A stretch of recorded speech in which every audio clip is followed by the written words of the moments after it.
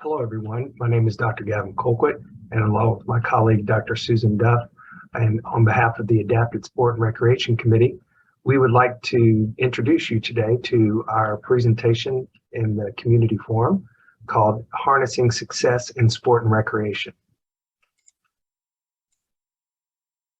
I have no financial relationships to disclose.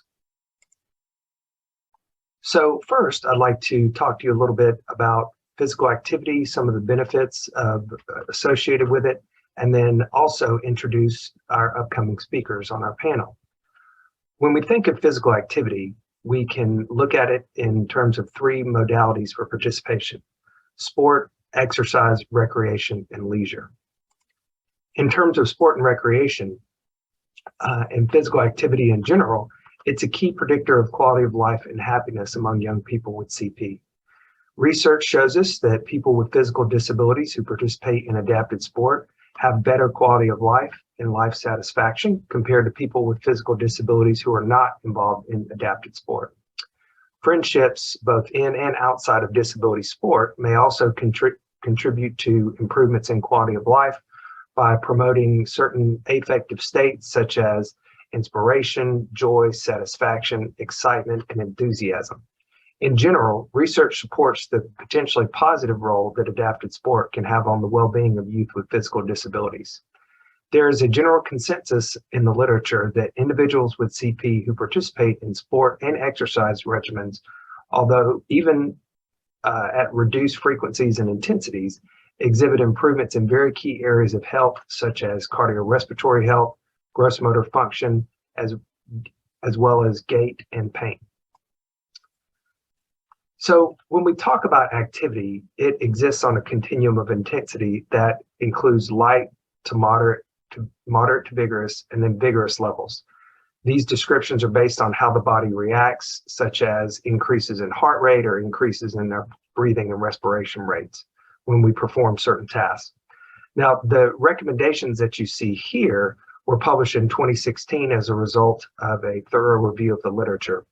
And although 60 minutes per day for 5 or more days per week may seem like a lot if you're just getting started, it's very important to understand that anything that you can do to be physically active is important. So participate in a variety of activities, and some activity is better than no activity at all. Sedentary time and inactivity can have negative effects on someone's health. It is extremely important that children with CP participate and find opportunities for recreation and sport. Among children with CP, higher levels of social participation with friends can result in improved physical function, improved communication, and increased participation in the community. Access to adapted sport opportunities in the community is also a key facilitator to being physically active. Barriers exist, but we are going to learn in just a minute how they can definitely be overcome as we introduce our speakers for the talk. We would first like to welcome Sarah Albus, who is the co-founder and executive director of Open Door Sports in Maryland. Jacob Corey, who's the co-founder of Happy Valley FitLink, and Brooke Larrabee, who is a lifelong participant in recreation and sport and also an adult with diplegic CP. Thank you and welcome to the forum. Hi, my name is Sarah Albus, and I am the founder and executive director of Open Door Sports. I'm honored to be here today to talk to you about our organization, our background, how we got started, and a bit about sort of the structure of our programs. I wanted to say thank you to Susan Duff and Gavin Colquitt for inviting me to be here today. What is Open Door Sports? We are a 501c3 nonprofit organization founded in 2017 in Washington, D.C. And we sort of set out to fill a gap in after-school enrichment opportunities for children with disabilities. Our mission is to provide free, high-quality sports programs, leadership opportunities, and positive experiences to kids from underserved communities, specifically children with special needs. To let you know a little bit about myself, I am a mom to 4 girls, all of whom are now older teenagers or young adults. We live just outside Washington, D.C. in Kensington, Maryland. I am a former Division I soccer player at Vanderbilt University, played for a couple of years also with the U.S. national team, and have been coaching youth soccer for most of my life. I had a career shift in 2015, which allowed me just the time, energy, and thought to create ODS. And it's been a great run so far. So why ODS? As I mentioned, we have 4 daughters, our youngest of whom are twins, Libby and Hannah. They were born in 2004 at 25 weeks gestation, so about 4 months early. They each weighed about 1.5 pounds. And Hannah unfortunately came into the world quite sick with an infection. On day 3 of life, she suffered a massive brain hemorrhage. And spent just over 6 months in the hospital, 6 or 7 brain surgeries to deal with a hydrocephalus that developed. And Hannah really has just been fighting ever since. She was diagnosed with cerebral palsy at 18 months of age. And additionally has an intellectual disability, epilepsy, cortical vision impairment, and is an absolute ball of sunshine. Just the happiest person I know, also the most driven. So she was really our inspiration. She was that kid who always was pulling on my shirt, or my coat and saying, "Mom, where are my skis?" Or, "Mom, I want to hit the bat." She just wanted to always have an opportunity to do what her sisters were doing. And at age 12, when I did quit my day job, it became really evident to me that while she participated in a lot of outside activities, we always had to sort of go to the activity, regardless of what it was. And she had never had the chance at that point to stay after school like her school peers and participate in an after school enrichment program. So sort of once that came about in my mind, and I felt like we could fill that sort of gap in offerings to kids with disabilities, that's sort of how we set out our structure. And to this day is the strong majority of our programs all fit into that after school space. So we really just wanted to create a program where kids with any disability could come together, be supported by volunteer peers, and learn a new sport in an inclusive and positive and supportive environment. In our region, like I'm sure in many of yours, it really is a vacancy that needed to be filled. My gut was that there weren't any programs out there when we started ODS, and that was validated pretty quickly. So the vision of ODS is to provide all kids, regardless of perceived intellectual or physical ability, an opportunity to participate in a fun, engaging, and supportive sports environment. We see potential for growth in all kids. We meet them where they are and provide them with patient and positive instruction, which I think is critical. Additionally, we provide an opportunity for kids with and without disabilities to come together on the soccer field or the basketball court and foster understanding and respect and friendship. And what we see and what our goal has been is to, foster this understanding and these friendships so that all of these kids go out into the world positively impacted by their experience, have a level of understanding of difference, and sort of see the world through a better lens, so that we all can sort of help create a more evolved community where all kids and all people can thrive in. So before I move on, I know that main point or reason for these presentations is that if there's someone out in a different part of the country who sees a need for something like ODS and has the desire or interest or energy to start one, Susan and Gavin hoped that I would sort of discuss the structure of the program and how we run, so that someone out there might be interested in sort of taking this model and starting it up in their community. So to start with the structure of the program, we currently run programs at 10 school locations in 3 seasons of the school year, in the academic year. So we have a fall, a winter, and a spring program. Fall and spring currently, we run soccer programs. Our winter program is basketball. And at each of these locations, so the program is structured as a 8-week sort of session where it'd run on 1 day a week for an hour each day. As an example, if it was like, any day of the week, our Monday program, say it runs 4 to 5, but all of the programs have 1 head coach, 1 to 2 high school assistant coaches. And then we max the number of players at 10.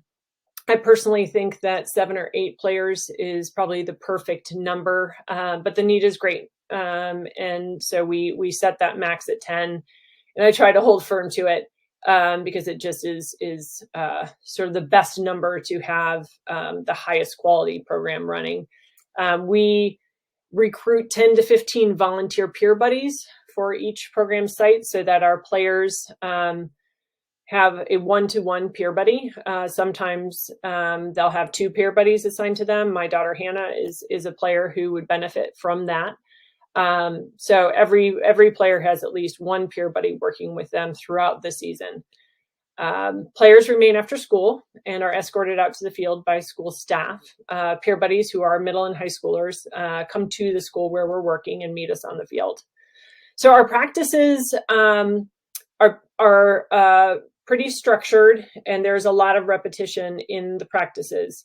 As I mentioned before, we see potential in all of the kids.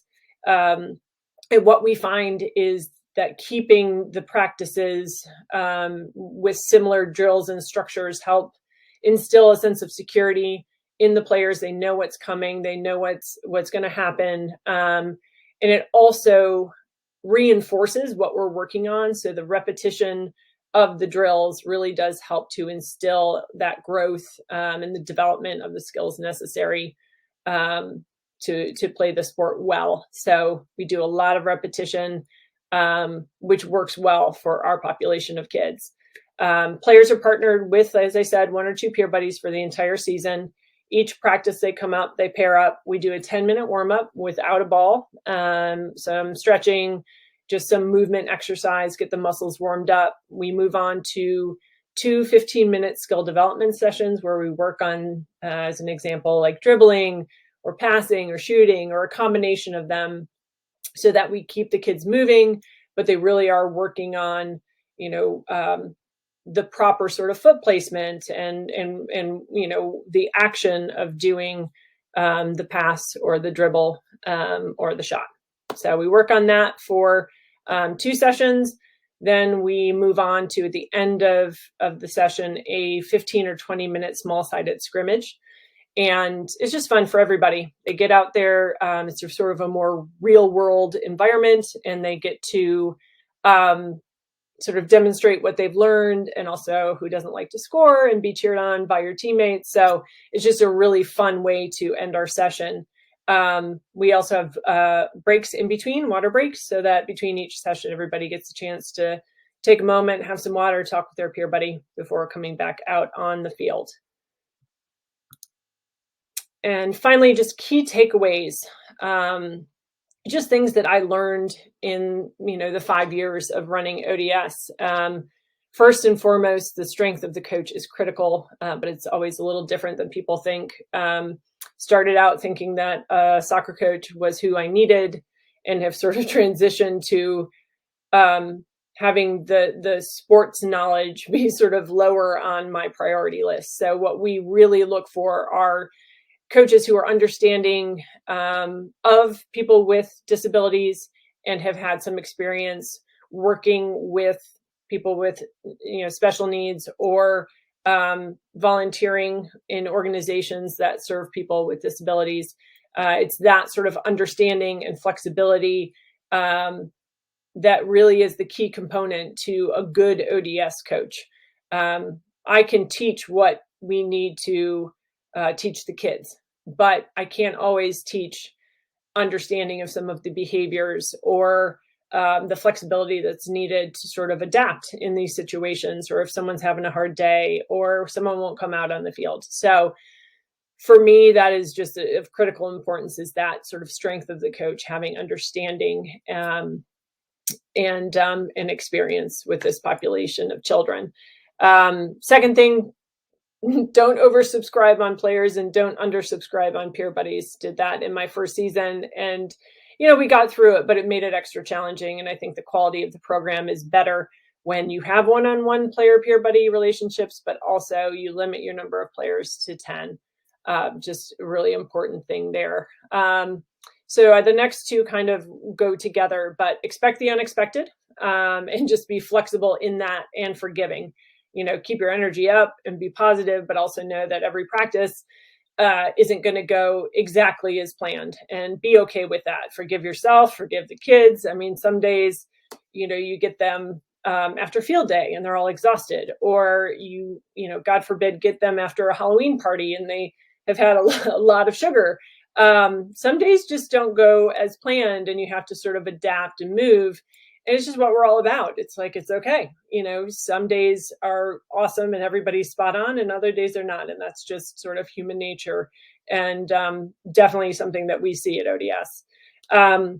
As I mentioned before, the importance of that player-peer buddy relationship, try to foster it. It's really, really a neat thing to see these kids come together, develop friendships, look for each other, be disappointed if someone's not there, but they really do develop a friendship. And I think it is changing our little community sort of one practice at a time.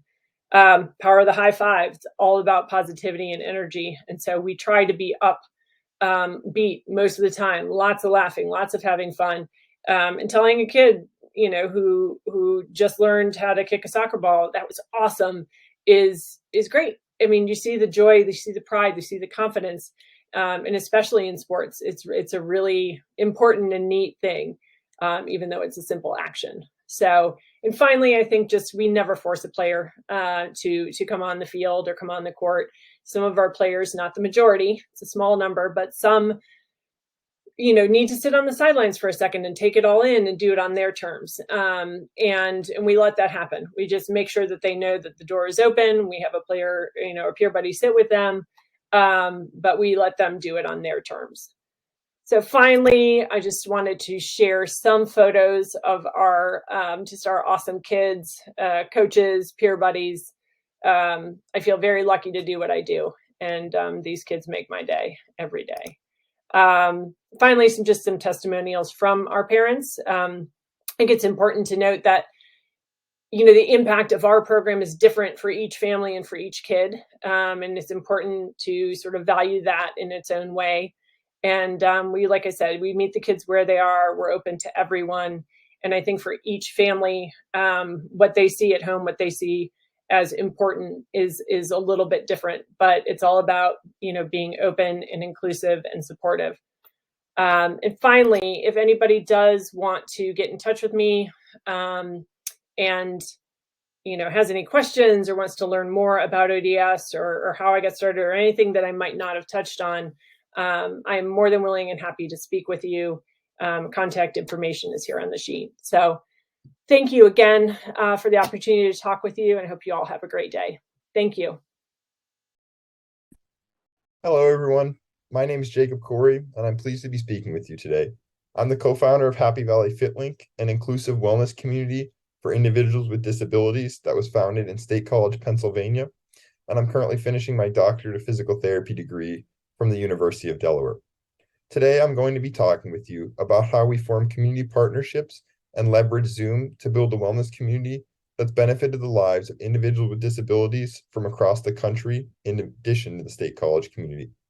To date, we provided over 500 fitness classes for free to a total of 100 to 150 individuals with disabilities of all ages and ability levels.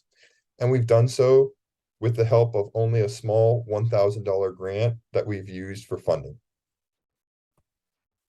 So today I'm going to briefly describe to you what Happy Valley FitLink is and how you can join our community. And I'll let you hear from one of my friends, Will, and his mother on the benefits that they've seen since joining our program. And then I'm going to outline the steps that you could use to create a similar grassroots program. And I'll finally end with just some summaries and key takeaways for everyone viewing. So, what is Happy Valley FitLink and how can you join our community? Happy Valley FitLink's mission is to be an all-inclusive wellness community for individuals with disabilities to develop meaningful relationships and express themselves through movement.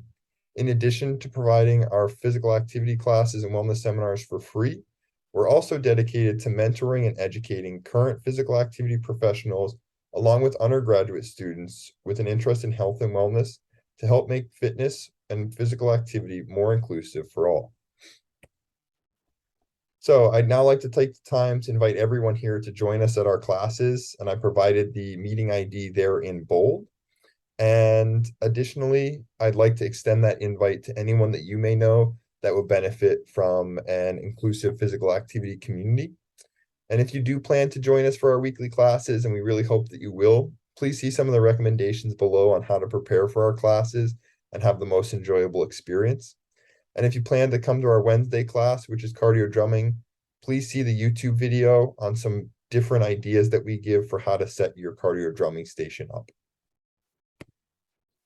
Finally, before I give you the chance to hear from my friend Will and his mother Donna, I'd like to invite you to follow us on social media so that you can stay up to date on our fitness classes and our wellness seminars. And additionally, I'd encourage you to view our website for more detailed information on our program, since I don't have more time today to go into that. So if you have any questions, please feel free to reach out to our email that's provided on this slide as well. And I'd now like to let you hear from my friend Will and his mother Donna. All right, everybody, I am here with my good friend Will, and Will's been a part of Happy Valley FitLink for 2 years now. And Will wanted to share with you about the things that he likes about coming to Happy Valley FitLink. So Will, why don't you tell everybody, why do you like coming to Happy Valley FitLink? I like to join workouts. Yeah? What do you like to do about our workouts? Double jacks, punches, shaman, and get down. Getting down and jiggy with the dances. I love it. So Will, are there things other than working out that you like about coming to our FitLink classes on Zoom? Yes. I like making new friends. Yeah, and do you get to talk to your friends when you're not at FitLink? Yes. Yeah, and how does that make you feel? Super happy, really Super happy. Oh, that's awesome. And Will, last question. What would you want anybody who doesn't know about FitLink to know? We are big, strong family. Yeah, we're a big, strong family. We want you to join us. Oh, yes, we do. We want you to join us. That's an awesome way to end, Will. I'm going to start out by saying that persons with disabilities don't always have access to regular routine exercise programs and to just socialization with their peers and with others. And William does participate in some other activities like Challenger Baseball and Special Olympics, but these activities are more seasonal. They're not what we think about as an exercise program, and I'm someone that exercises regularly, in that they don't occur on a regular couple time week basis or a daily basis, which is really the ideal fitness school.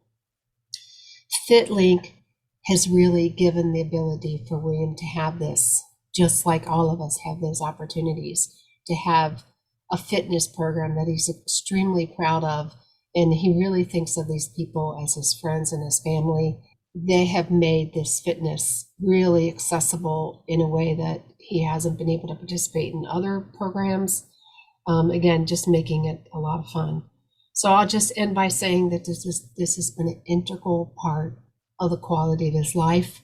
I think this is a model program that could easily be replicated in other populations, for instance, people who are aging with a disability. And I'd love to see others take up this program, see it receive more support. So as you can see, inclusive physical activity and wellness goes far beyond just the physical aspects of health when it's organized correctly.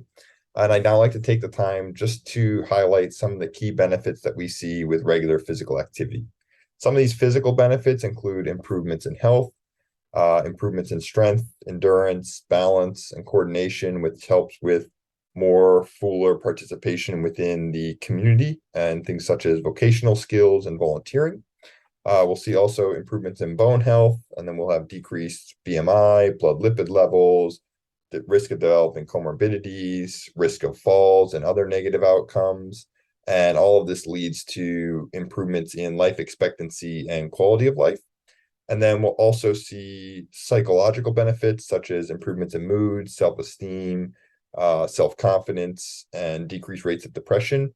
And then within the group setting, due to the amount of socialization that occurs, we'll also see decreased rates of loneliness. So now I'd like to highlight the 5 steps that I would say are some of the most important to developing your own program similar to Happy Valley FitLink. So step 1 is going to be identifying a need within your community.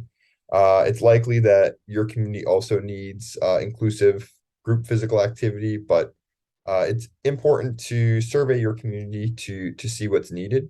And I think it's very easy to identify these needs when you're a member of the disability community, but in cases such as my own, when you're not an individual with a disability and you're not within the disability community, I think it's important that you form relationships and partner with individuals who are from the community so that you can make sure you're not making assumptions about what you think they need to improve their lives, which ensures that your program's really going to have a benefit within your community.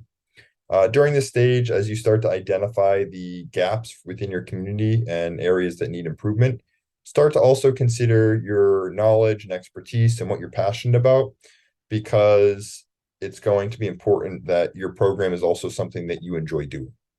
And so by the end of this stage, you should also have developed a mission for your program and then a core set of values that you're going to operate under. So step 2 is going to be laying out your pathway to success. And during this step, I would recommend that you just write down all of the things that you're going to need to have a successful program, in addition to what are your strengths and weaknesses related to this program. So some of the things that you may be writing down include equipment, materials, space. Are you going to need volunteers or staff? And then what about funding? And if you need funding, what kind do you currently have and what exists within your community for funding? So step 3 is what I consider to be the most important step, and that's going to be leveraging your community for success. This is the step where you're going to form partnerships to really propel your program and make it successful. And so when doing this, I would recommend that you use your list from step 2 and identify organizations and people from within the community that share similar values that will be able to help you strengthen your weaknesses and help you with all the needs that you've identified. As you start to write these individuals out under each of the needs or weaknesses, you'll start to see that there's organizations and people that come up regularly. And it's these people that I would recommend that you reach out to first, because I think it's important when developing a program that you have anywhere from 2 to 3 partners that you're going to work with to plan classes and develop the program, and then at least one organization that's going to be able to provide you with the space, materials, and equipment that you need to be successful. I think it's also important to consider that having more partners isn't always the best thing, because it can be hard to get everybody on the same schedule when trying to plan classes and things of that nature.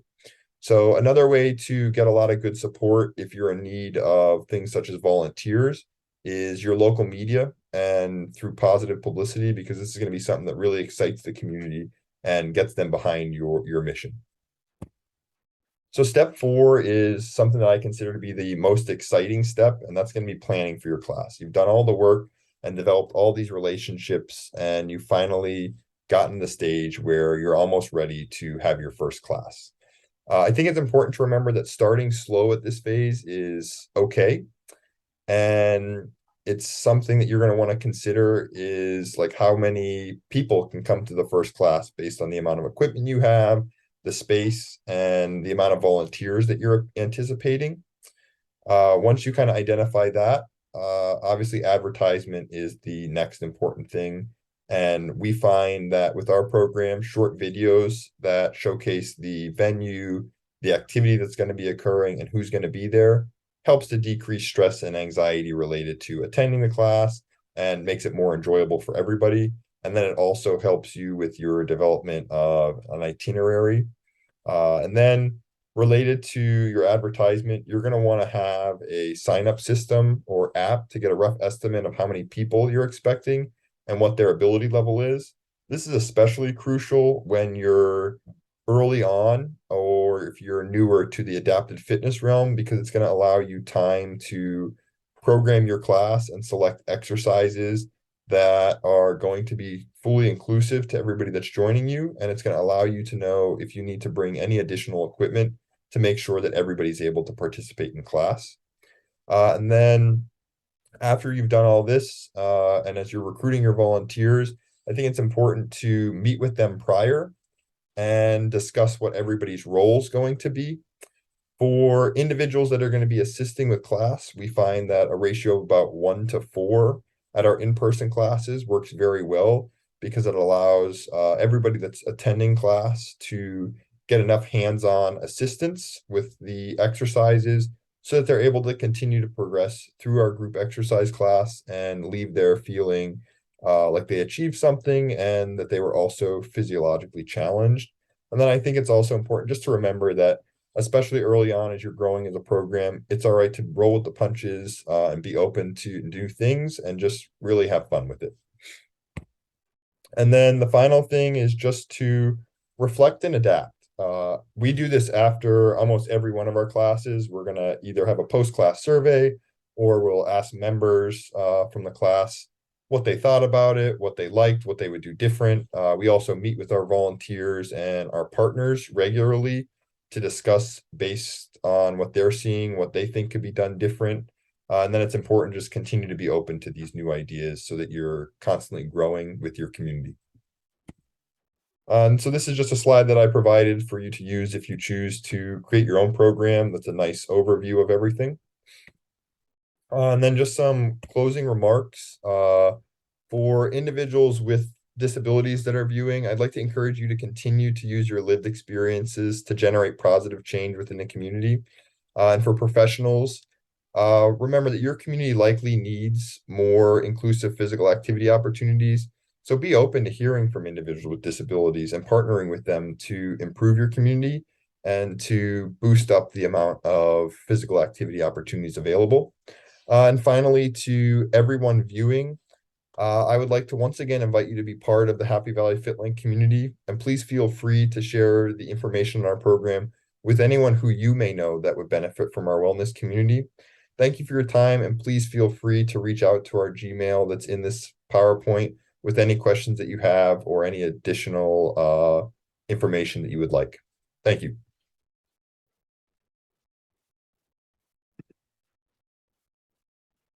Programs discussed above were not around when I was growing up. I wasn't aware of any organized sporting events for the disabled. I usually played outside with my other friends. We made our own recreation, playing in the trees, playing in the dirt, hanging out with the big wheels, running up and down the street. I had adapted PE in school, but that was all the organized sporting events I had.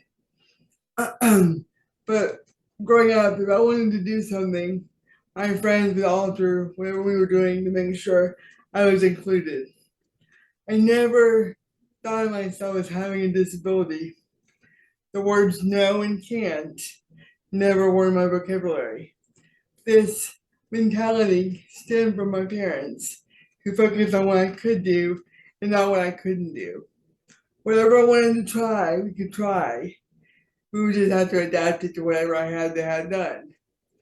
This is what has turned me into the adventure-seeking, try anything, outgoing, fun loving person I am today. Good morning. I'm Brooke Larrabee, and I have spastic dysplasia cerebral palsy. My disability was never in the forefront. My family and friends didn't think about my disability. Whenever we wanted to do things, we did them. The fact that I may need help doing something never crossed their minds, let alone my mind. We just adapted. We roll with it. I had to believe that I could do anything they could. Riding big wheels, bikes, ice skating, it was just wonderful. I remember my sister is 3 years younger than I am, and riding big wheels was so much fun back in the 70s. Going downhill was awesome. However, I had trouble going uphill. I never understood why I was older and couldn't pedal my big wheel. But that never was a problem. She and her friends would push me up the hill, and we continued going up and down the whole day. I never understood till 30 years later why I couldn't pedal. Yes, we ran into obstacles, but we would work around them. I didn't know my limitations until I tried something, or I had to adapt it to what I could do. And the crazy thing is, everyone took my lead. If I was comfortable with something, they went with it. If I wasn't, we worked around it. There wasn't a book to say, hey, if you run into this, do this. We just adapted to the situation. Again, my parents were awesome. They pushed me to be independent, try whatever I wanted to. And that did cause trouble or problems as I was getting older because, of course, I wanted to try everything known to man. They did know that there are some things that I could not do. But again, I had to prove it to myself that I could do it or couldn't do it. I had to see it. Roller skating, sledding, bike riding. We would adapt things and see how it worked. I remember one time with my Girl Scout troop, they wanted to go ice skating. I was so excited because I wanted to go too. And I could tell that my dad wasn't too pleased with this because he knew in his mind that I couldn't do this. But again, I had to be shown that I couldn't do this. And I was only like 9 or 10. Once we got there, I should have known with how the skates were going on my feet. My feet were not cooperative. The skates, they had a hard time getting them on. I couldn't stand up because, of course, my ankles were weak. But my dad and one of the other dads took me out on the ice. And of course, I'm sliding all over the place. But I was on the ice. I was so excited. It didn't matter whether I could do it or not. I was on the ice. I tried it. Again, that's all I needed. I never did it again, but I tried. And I somewhat succeeded because I was a part of the group. The important thing was I was part of a group. I was included, and that's all I cared about. I liked being part of a team. In school, everyone in PE would try and include me, but of course I couldn't play in a lot of the sports. They didn't have time to adapt it for me during that class, which was fine because I enjoyed sitting on the side cheering for them. I was their cheerleader. It was great. But in high school, in my junior year, I was a teacher's assistant, and my counselor who I was assisting was the tennis manager. He thought that that would be some way that I could get out there and be a part of the sporting group. I loved it. I was excited to be a part of a group. I would be in charge of keeping the stats, the scores, giving them the pep rally paraphernalia on Fridays before the games, riding with them to these meets, and I could get an actual leather jacket. I had one for drama club, but this was for the actual sports. I would have a sport leather jacket. I was so excited. It was awesome. No one questioned why I was there. They were excited to have me there to be a part of the team. There were no obstacles. If there were, they were there to help me. It was just wonderful being a part of the team. I was Brooke again, who just happened to be a teammate and who happened to have a walker. My walker didn't define me. I was doing my job as a team member to help support them. I loved it. When I was working in Florida, my coworkers would go bowling on Friday evenings. They wanted me to join them. I didn't think I could hold a bowling ball. There's no way. My friend found a bowling ball that had a retractable handle. That's all I needed to hear. I ordered that ball and I never looked back. I had so much fun being a part of that team, learning how to bowl. I actually did pretty well. I didn't have high scores, but I had high scores for me. Everyone loved to see what was going to happen that night, whether I do gutter balls or get a strike. We all supported each other. And yes, there were times that the ball malfunctioned and I couldn't use it. I just resorted to the ball ramp and I used that instead. It wasn't as accommodating, but at least I didn't have to stop bowling for that game. It was wonderful. Again, I enjoyed being part of a team. I was part of something that we all could celebrate, and it made me feel good. I was actually involved in a sporting event. My friends knew that I was crazy, and again, I would try anything I wanted to, and whatever they asked, I would do. And they would come up with ideas, and I'd say, okay, well, we wanted to go whitewater rafting. I'd never gone whitewater rafting in my life. But I thought, okay, this would be wonderful, an adventure. What could go wrong? My parents, of course, looked at me with like I had two heads, but they let me go and experience this. So we get there and we have, my team was of 6 and they're wonderful, wonderful friends. And they said, so Brooke, how are we going to do this? I don't know. Let's just get in the boat. I didn't realize that the oar was heavy as all get out.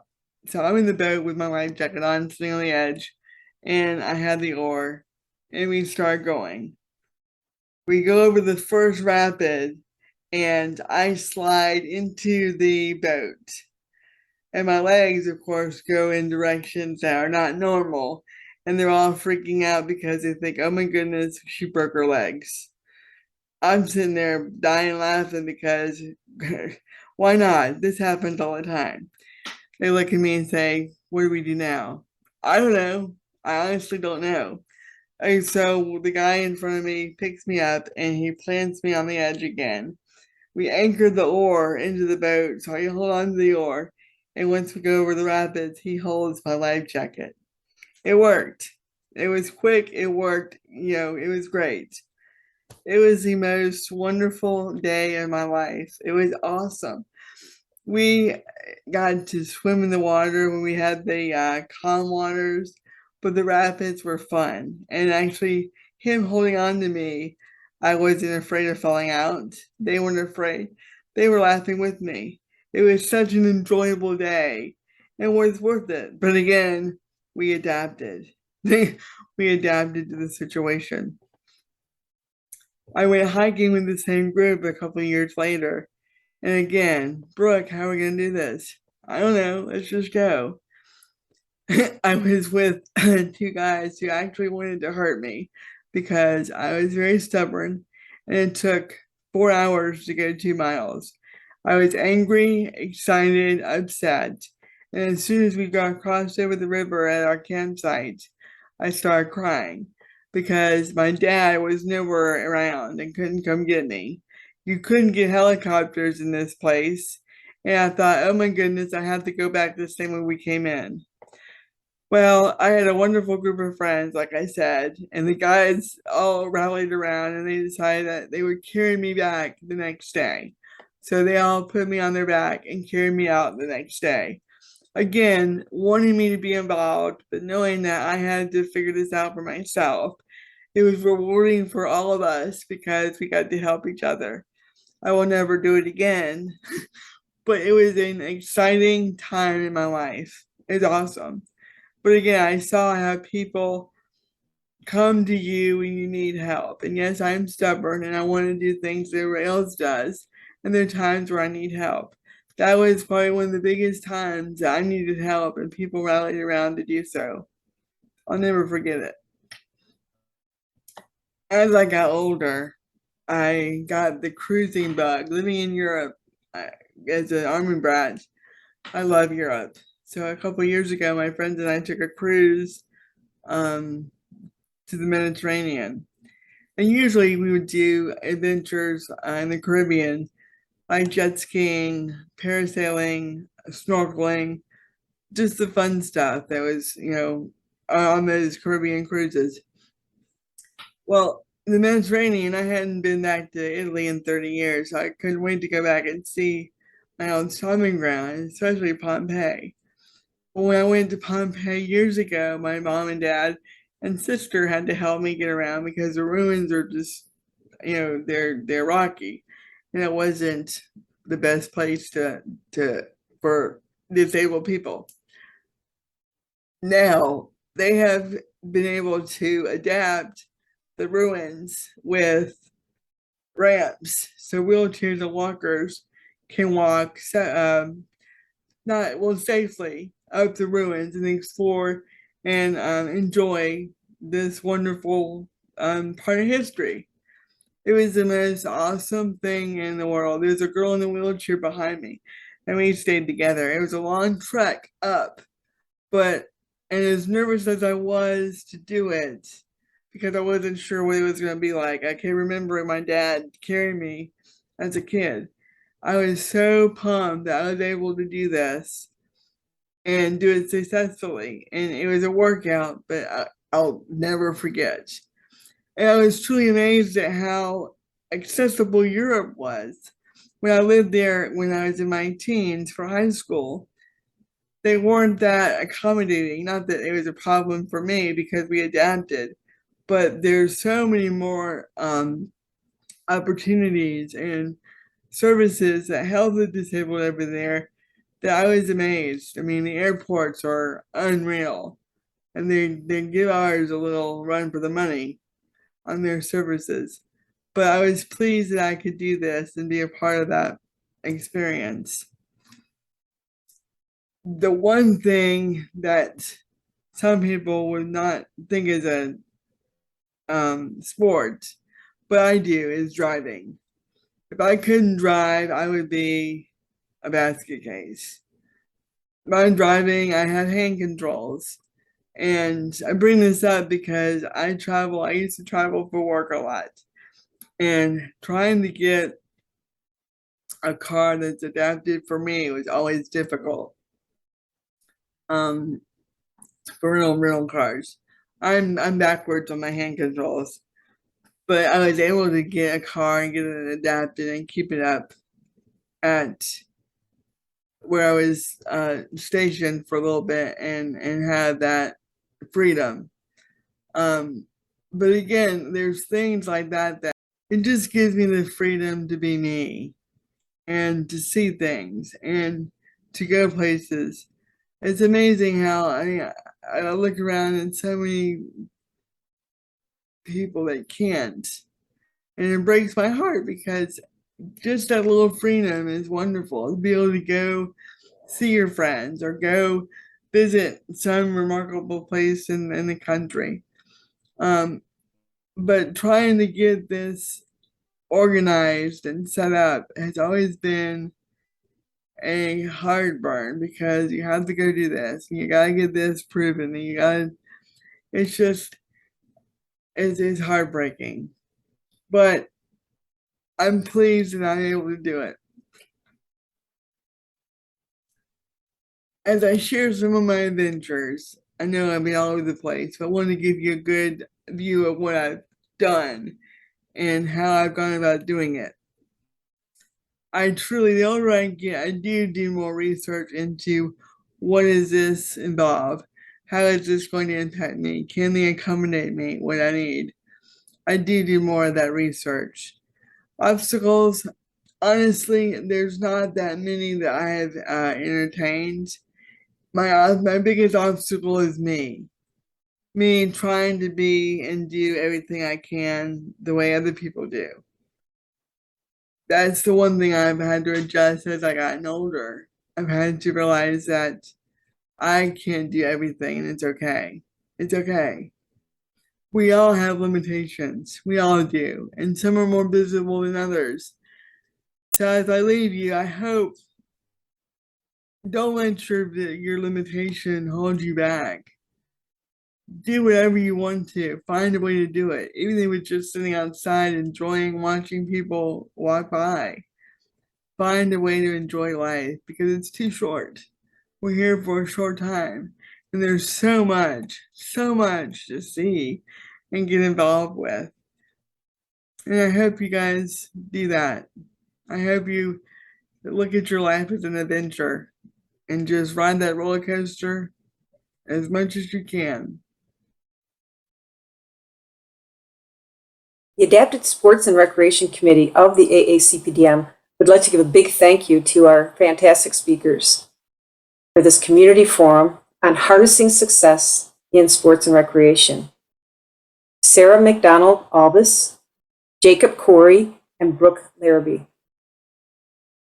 Sarah Albus gave us a wonderful overview of how inclusive sports programs for persons with special needs provide an incredible opportunity to thrive both physically and socially. Sarah recommends that to ensure success, that you enroll compassionate coaches who foster engagement and growth in all players. She also suggests using a peer buddy system for players. And most importantly, to be flexible, energetic, and forgiving. Please reach out to Sarah if you wish to start your own program or to explore ways to find a program in your local community. Jacob Corey gave us a wonderful example of how you can keep fit and make friends through an online fitness community. Jacob recommends that to ensure success with your own programs, ask your clients for their opinions and ideas. And also perhaps partner with existing fitness programs to help make them more accessible. Please reach out to Jacob if you'd like to join Happy Valley Fit Link or to discuss ways to start a program in your own community. Brooke Larrabee is a lifelong recreation enthusiast, and she highly recommends just to be active. Look for opportunities to engage and ask others about accessibility and try many activities. Most people, she believes, are willing to help you succeed. She also suggests to research the best options to meet your own personal goals, but be flexible and have the courage to just try. Please contact Brooke. She's very happy to share her ideas on what could be not only feasible, but fun. The benefits of recreation and sports are numerous. First, exercise and fitness are key elements of lifelong physical and psychological well-being and have been referred to as the fountain of youth, as I finally remember from a conference presentation by Steve Kramer. Engagement in organized sports has been linked with higher levels of social and emotional health by 10 years of age. At this point, research continues to examine the timing and dosing of essential ingredients needed to maximize the long-term effects of exercise and fitness. So stay tuned. Please refer to the references for more details. The Adapted Sports and Recreation Committee is committed to helping you achieve your goals in terms of participation in sports and recreation. Please reach out to Stephanie Tao, our current chair, Marianne Mosigian, our chair-elect, and the planners of this community forum, Gavin Holquit, and myself, Sue Duff. Thank you.